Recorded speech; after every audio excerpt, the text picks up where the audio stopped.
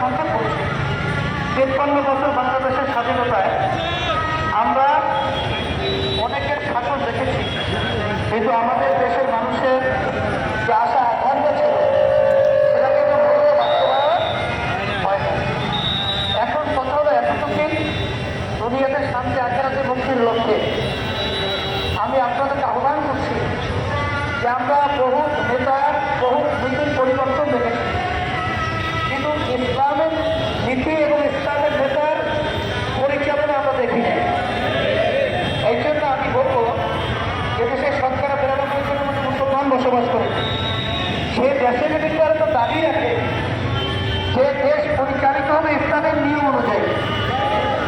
তবে একটা ব্যাপার হলো ভালো মানুষ ছাড়া, ভালো নীতি আদর্শ ছাড়া কখনোই কোনোদিন ভালো আশা করা যায় না।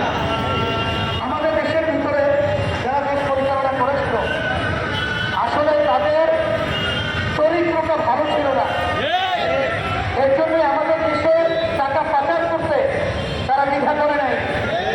আমাদের দেশে ভবিষ্যৎ প্রজন্ম সন্তানগুলোকে, মেধাবী মেধাবী ছেলেগুলোদেরকে, বাপের করে বাচ্চাদেরকে এইভাবে গুলি করে পাখির মতো হত্যা করা এবং মাটিতে ঢুকিয়ে ফেলা, এই আচরণ করে ভালো মানুষ করতে পারে না। তারা ভালো ছিল না। আমাদেরকে এই দেশ সুন্দর করতে হবে। 5ই আগস্ট আবার আমাদের দেশ নতুনভাবে স্বাধীন হয়েছে। এর পরিবর্তনের জন্য আমি সারা দেশব্যাপী স্বতন্ত্র আহ্বান জানাবো।